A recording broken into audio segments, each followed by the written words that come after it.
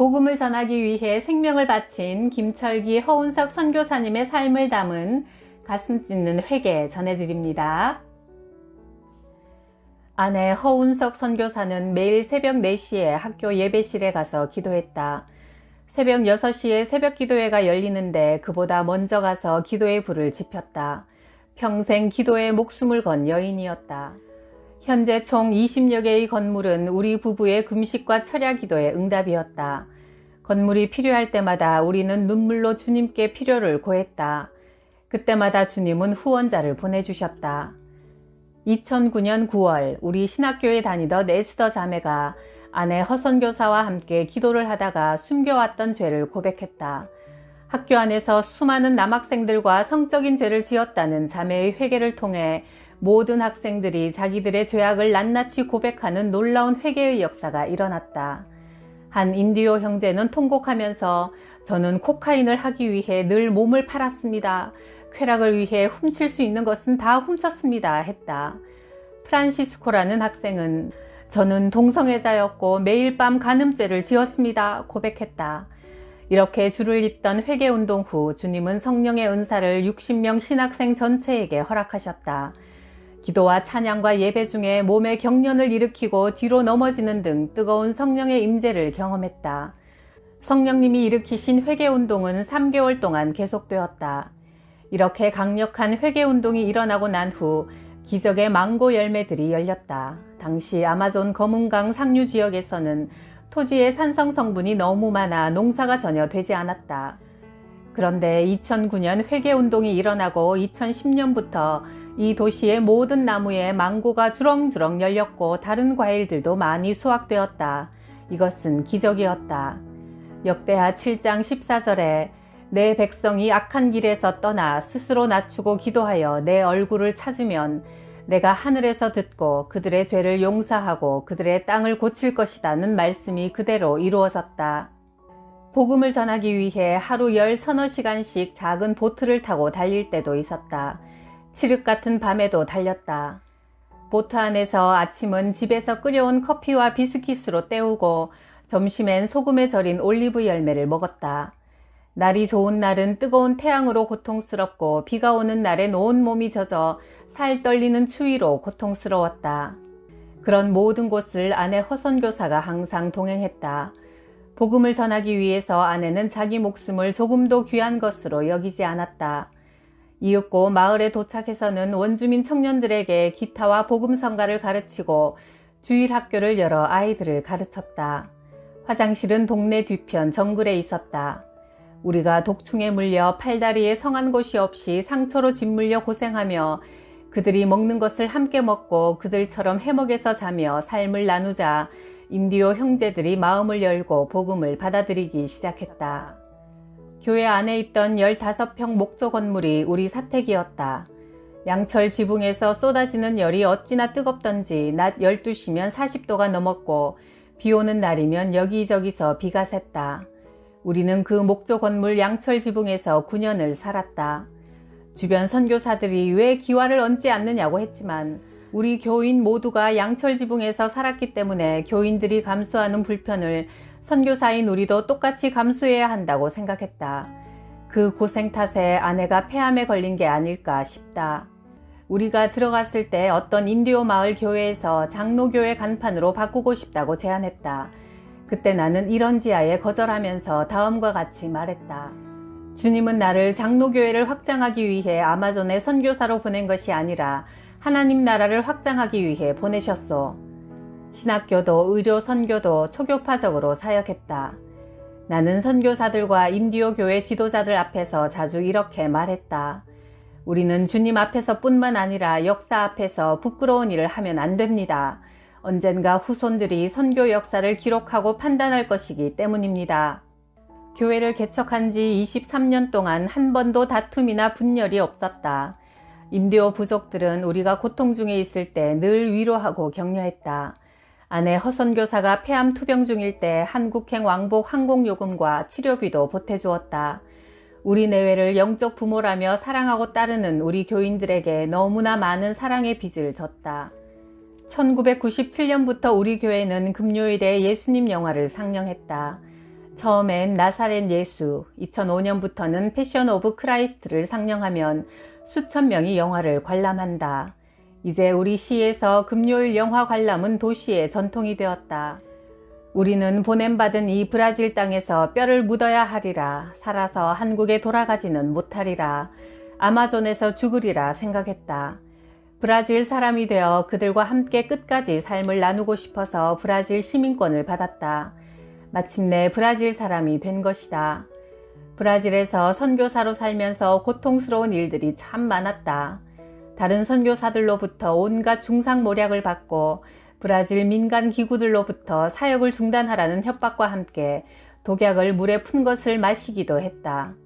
그렇게 15년이 지나자 그들은 비로소 우리를 외국인이 아닌 브라질인으로 받아들여 주었다. 내가 기대한 것보다 주님은 훨씬 더 큰 사역들을 이루어 주셨다. 돌아보면 우리가 얼마나 큰 일을 했느냐가 중요한 게 아니라 얼마나 주님과 함께 일했느냐가 중요했다. 주님은 내가 원한 건강이나 명예, 권력, 부의 복은 주지 않으셨다. 그러나 그것과 절대로 비교가 되지 않는 복, 주님 안에서 주님으로 인해 주님을 위해 사는 복을 주셨다. 그리스도와 완전한 연합을 이루어 영원한 하나님 나라를 소유하는 복을 주셨다. 그러나 한편 나는 가슴을 찢으며 회개한다. 나의 완벽한 사역을 위해 아내가 과로에 과로를 더하도록 몰아붙인 것을, 아내 허선교사에게 필요 이상의 일을 강요했고 자주 몸이 힘들다고 고통스러워할 때 불쌍히 여기며 쉬라고 하지 않았다. 내 종교적 야망에 눈이 어두워 희생을 강요했다. 하지만 그때는 내가 그렇게 악한 남편인 줄 몰랐다. 허선교사가 떠난 뒤에야 내가 아내를 사지로 몰아넣었다는 것을 알았다. 천국에서 다시 만나면 무릎 꿇고 엎드려 너무 미안하다, 잘못했다고 사죄하고 싶다. 아내는 가냘픈 여자가 아니었다. 그래서 사람들은 아내를 보고 여장군 같다, 여걸이다고 말했다.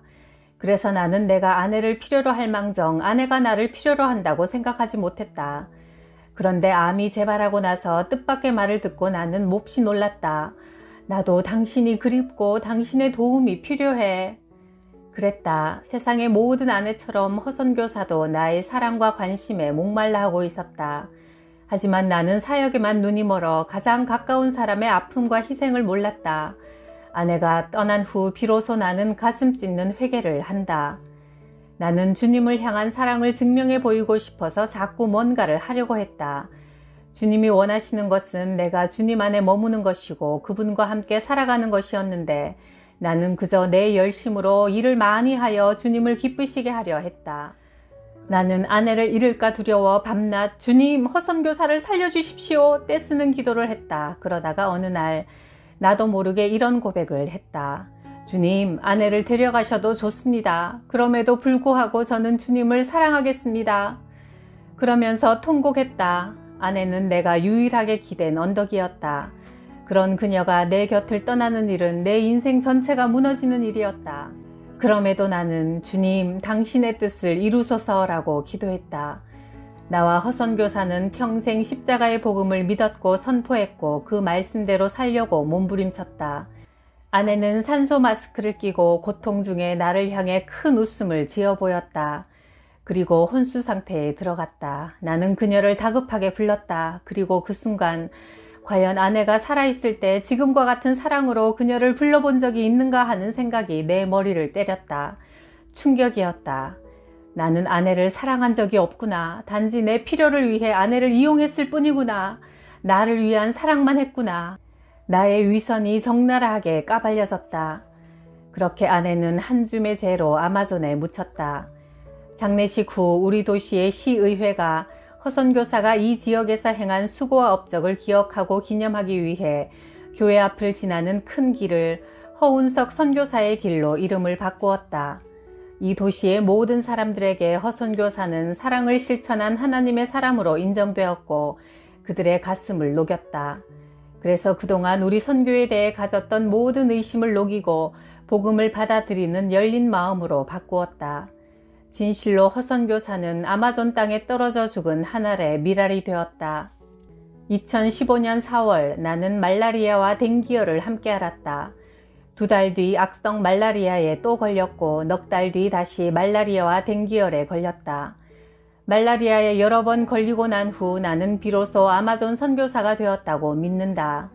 24년 만에 비로소 신고식을 마친 것이다. 우리 부부가 이런 얘기를 주고받은 적이 있다.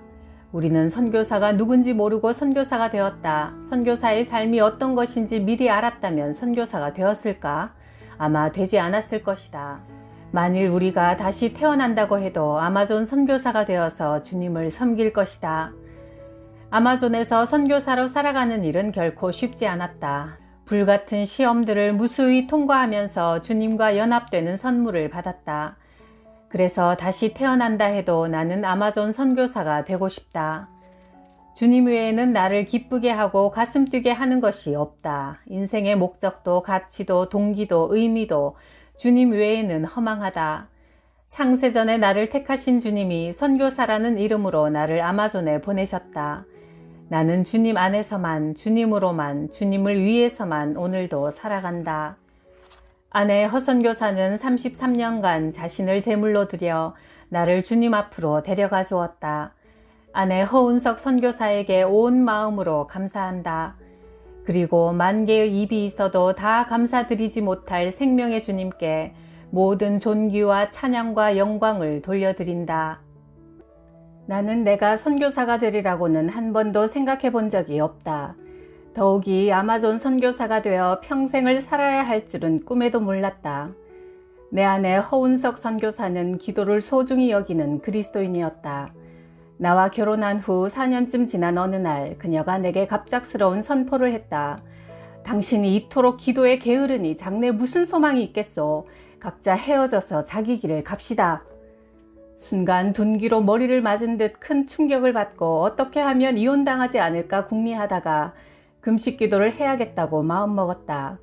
예전에 철야 기도를 위해 자주 다니던 북한산 통일봉에 20일 금식 기도를 작정하고 올랐다. 어느 분이 2인용 텐트를 하나 주어서 기도하는데 1월 초에 겨울바람이 매서운 데다 배고픔과 싸우느라 너무 고통스러웠다. 추위는 영하 15도를 오르내렸다. 잠자는 시간 외에는 거의 하루 종일 기도와 말씀에 전념했다. 기도하지 않은 게으름과 나도 모르게 품었던 미워하는 마음을 회개했다. 힘이 빠지면 산 아래 졸졸 흐르는 물을 받아서 마셨다. 하루 종일 기도에 전념하고 성경을 읽자 기도가 하늘로 올라가고 내 영혼에 성령님이 속삭이는 소리가 들렸다. 작정한 20일이 다가오자 아직 회개할 것이 많이 남아있다는 생각에 20일을 더 기도해야겠다는 감동이 왔다. 금식 30일이 지나면서부터는 잠깐이라도 잠을 잘 수 없었다. 입에서는 푸른 물이 끊임없이 나왔다. 죽음의 그림자가 다가오는 것을 육감적으로 알았다. 40일 금식 기도가 끝나갈 무렵 내 마음에 이런 감동이 있었다. 너는 목회자 없이 버려진 농촌교회의 잃어버린 양떼를 돌보라. 40일 금식이 끝난 후 몸무게를 재니 38kg이었다. 60kg에서 무려 22kg나 빠진 것이다. 40일 동안 회복식을 한 뒤 주님의 말씀을 따라 목회자 없이 버려진 농촌교회를 찾았다. 어머니는 40일 금식기도가 끝나면 능력 있는 큰 종이 되어 부귀영화를 누릴 줄 알았더니 고작 농촌교회라니 기가 막힌다고 하셨다. 당시 장신대 4학년이던 나는 친구 전도사의 소개로 경북 금능군 부항면 월곡리에 있는 부항중앙교회로 내려갔다. 교회가 있는 학동에는 고작 13가구가 살고 있었다. 1년 전 이곳을 담임하던 전도사님이 병으로 세상을 떠난 뒤 한 집사님이 예배를 인도하고 있었다. 처음엔 그야말로 황량하기 그지없었다. 교회는 화장실도 없었고 상수도 시설도 없어 식수는 펌프물을 이용했고 빨래는 냇가에 가서 얼음을 깨고 해야 했다. 농촌의 삶은 정말이지 가난했다. 당시 내 소원은 달걀 부침개를 실컷 먹어보는 것이었고 아내의 소원은 고등어 자반을 먹는 것이었다. 나는 농촌교회에서 철저하게 가난을 훈련받았다. 그리고 이 가난 훈련은 아마존에서 사역할 때 큰 도움이 되었다. 농촌교회를 섬기는 중에 여러 번 사례비가 훨씬 많은 도시교회로 옮길 기회가 있었다. 그러나 주님은 이제 떠나도 된다는 허락의 사인을 보내주지 않았다. 나는 여기서 평생 가난한 농부들과 살다가 인생을 마치리라 마음먹었다. 그러는 동안 교회는 부흥해서 예배당이 교인들로 가득 채워지는 은혜를 받았다. 농한기에 마을 회관에서 기독교 영화를 상영했다. 선교지에 나가서도 나는 영화 상영으로 전도했다. 농촌교회에서 선교 훈련을 한 셈이었다. 농촌교회를 섬기게 하신 것은 선교사로서 사역을 맡기기 위한 주님의 큰 그림이었다. 주님은 어디서든 우리를 준비시키고 훈련시켜서 그분의 뜻을 이루신다. 그러므로 우리는 어디에 있든지 무엇을 하든지 주님이 허락하신 환경인 줄 알고 충성하면 된다. 그분의 뜻이 우리보다 훨씬 크고 완전하므로 염려할 이유가 없다. 신대원을 졸업하고 서울에서 장신대 친구들과 저녁을 먹었다. 그 중에 홍순범 목사가 인도에 선교훈련을 다녀와서 인도에 복음 전할 선교사가 절대적으로 필요하다고 강조했다. 그날 밤 숙소로 돌아가 누웠는데 네가 선교사로 가야 하지 않겠느냐는 생각이 문득 들었다. 아니, 내가 지금 돌았나? 내가 왜? 그건 절대로 안 되지. 가난한 농촌에서 목회하는 것도 힘에 부치는데 내가 왜 선교사가 되어야 해? 질문과 대답을 반복하며 새벽 3시까지 씨름하다가 주님, 그렇게 원하십니까? 내가 선교사로 가기를 그렇게 바라십니까? 그럼 그렇게 하겠습니다. 하는 순간 마음의 평화가 깃들면서 곧 잠이 들 수 있었다. 다음날 새벽부터 나는 교회 마루에 엎드려 다시 주님과 씨름했다. 주님, 왜 저입니까? 그 많은 선교사 후보자들을 두고 왜 하필 저입니까? 저는 여기서도 몇 년째 고생하고 있지 않습니까? 다른 사람을 보내십시오. 네가 북한산에서 40일 금식할 때 네 목숨을 내게 바치겠다고 하지 않았느냐? 내가 네 목숨을 받기를 원한다. 오, 주님! 그 순간 더 이상 변명할 말이 생각나지 않았다. 나는 그날 선교사가 되기로 마음을 굳혔다. 서울 총회 100주년 기념관에 있는 세계 선교부를 방문하니 간사가 제안했다. 그러면 아마존에 가주십시오. 아마존에서 6개월 전에 선교사 파송을 요청했는데 누구도 가겠다는 사람이 없습니다. 아마존이라니 충격이었다. 거대한 정글과 강, 큰 뱀이 사람을 통째로 삼키고 창으로 사람을 찔러 죽인다는 아마존. 에둘러 거절의 의사를 표시했다. 기도해보고 전화하겠습니다. 선교부 문을 나섰는데 2가지 마음이 동시에 들었다. 어려운 부탁은 만만한 친구에게 한다는데 주님이 나를 그렇게 믿으시고 만만하게 여기시나 싶어 감사하는 마음과 그래도 그렇지 그렇게 위험한 곳에 나를 가라고 하시나 하는 섭섭한 마음이었다. 새벽마다 마룻바닥에 엎드려 주님께 묻고 또 묻다가 어느 날 이렇게 말하고 말았다. 주님, 아마존에 가서 죽겠습니다. 뱀에 먹혀 죽든 창에 찔려 죽든 죽기는 매 한 가지 아니겠습니까? 1991년 1월 브라질 장로교회로부터 초청장이 왔다. 신촌교회 파송예배 때 오창학 목사님은 브라질에 가서 주님을 찾고 주님을 전하라고 하시며 태극기와 흙을 선물로 주었다. 1991년 3월 20일 우리 가족은 마침내 상파울로로 가는 비행기에 올랐다. 아마존에 들어가고 며칠 뒤 우리는 적도의 더위에 지쳐 몸살을 앓았고 독충들에게 집중 공격을 당해 온몸이 피와 진물로 범벅이 되었고 90%의 습도에 눈물이 날 만큼 고통을 겪었다. 처참하게 무너진 뒤에야 내게 능력 주시는 주님 안에서만 오늘 하루도 아마존에서 살아낼 수 있습니다 하고 납작 엎드렸다. 그래서 아마존을 녹색의 지옥이라 부른다. 아마존에 들어가서 가장 먼저 한 일은 이원경 목사님을 도와 신학교를 세우는 일이었다. 주일에는 카누를 타고 인디오 마을의 예배당을 찾아다니며 예배를 인도했다. 아마존에서 한국 음식을 먹는다는 것은 상상도 할 수 없다. 현지식이란 생선이나 동물을 잡아서 훈제한 고기에 개미 양념장으로 탕을 끓여 먹는 원숭이탕, 악어탕 등이다. 손을 꽉 쥐고 있는 원숭이가 접시에 나올 때나 원숭이 머리를 대접받을 때는 정말 먹기가 쉽지 않았다.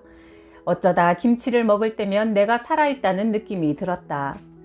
아마존은 그야말로 뱀 천지다. 사람과 염소를 통째로 삼키는 아나콘다. 알을 낳지 않고 새끼를 낳지만 그 새끼가 어미를 잡아먹는 독사도 있다. 나는 치명적인 독사에게 물려 다리를 절단한 사람들을 수없이 보았다. 그래서 나는 언제나 큰 칼을 몸에 차고 다녔다. 우리의 사역지였던 뚜꾸식 마을의 야노마미 부족은 사람이 죽으면 시체를 화장한 뒤 뼈를 빻아 바나나죽에 타서 마시는 것으로 장례식을 치른다. 그들의 언어로 번역된 성경을 만들어야 했다. 한국으로 첫 휴가를 나왔을 때 나는 신촌교회에서 그동안의 사역을 보고했다. 그런데 뜻밖에도 박수갈채는커녕 비난을 받았다. 선교사님이 부족들에게 살해당하면 누가 가족을 책임집니까? 언어학을 공부하고 그곳에 문자를 만든다니 선교사님이 세종대왕입니까? 그런데 신촌교회 김상형 장로님이 새벽기도를 하다가 이런 하나님의 음성을 들었다고 한다. 내가 하는 일을 인간의 잣대로 재지 말라. 남북한 면적의 약 3배가 되는 아마존 검은강 유역은 아직도 복음을 듣지 못한 미전도 부족들이 17이나 있었다. 그러나 선교사 숫자가 급격히 줄어들어 신학교를 세워서 현지 부족 출신의 목사와 선교사를 키워낼 필요가 있었다. 1995년 명성교회 김사만 목사님이 남미 지역 연합집회로 오셔서 $7,000를 내게 주셨다. 신학교 건립에 꼭 필요한 돈이었다. 신학교 땅을 구입한 뒤 인디오 형제가 모이는 곳이면 어디든 찾아가서 개인 전도를 했다. 사람들이 해먹을 걸고 누워있는 곳을 찾아가 노래를 부르고 복음을 전했다. 교도소 죄수들과 군인병원을 찾아가 전도했다. 복음을 듣고 결신한 사람들 20여 명이 주일에 나를 찾아와 예배를 드리자고 했다. 그래서 교회가 개척되었다. 1996년 12월 85세가 되신 방지일 목사님이 아마존에 와서 일주일 동안 머물렀다. 관절염으로 다리가 불편해 지팡이를 짚고 다니면서도 40도를 오르내리는 아마존의 더위에 정장 차림으로 설교단에 오르고 신학교 부지 등을 방문하셨다. 김 목사, 얼마나 많은 일을 하느냐가 중요한 게 아니라 얼마나 주님께 순종하느냐가 중요하다네. 목사님의 이 말씀은 내가 평생 마음에 심고 나를 점검하는 말씀이 되었다. 당시 나는 밤에 잠을 이루지 못하는 불면증과 우울증을 앓았다. 선교에 방해가 될까봐 내 사정을 누구한테도 말하지 못한 채 혼자 힘겨운 싸움을 했다. 주님, 어떻게 하면 이 우울증과 불면증에서 벗어날 수 있습니까? 저를 도와주십시오. 그렇게 기도한 지 수개월이 흐른 어느 날 문득 내가 왜 잠을 못 자지? 마귀가 내게 두려움을 심어주고 있구나. 두려움은 실제가 아닌데 내가 실제가 아닌 것으로 고통당하고 있구나 라는 생각이 들었다. 순간 주님의 빛이 임하는 것을 느꼈다. 마귀의 정체가 폭로되는 순간 나는 그 두려움이 아무것도 아니라는 것을 깨달았다. 그날 밤 나는 이렇게 선포했다. 마귀야, 나는 더 이상 네가 주는 두려움, 염려, 근심을 받아들이지 않겠다. 그날부터 나는 우울증과 불면증에서 해방되었다. 그 후 LA에 있는 실로암 교회가 $120,000를 헌금해 주어 1997년 마침내 검은강 상류 신학교가 세워졌다. 우리 신학교는 미전도 부족의 영혼 구원뿐 아니라 교육과 건강, 전인 구원에 힘썼다. 내가 달려갈 길을 다 가고 주 예수께 받은 사명, 곧 하나님의 은혜에 관한 복음을 전하는 일을 완성하기 위해서는 나의 생명을 조금도 귀한 것으로 여기지 않는다. 사도행전 20장 24절.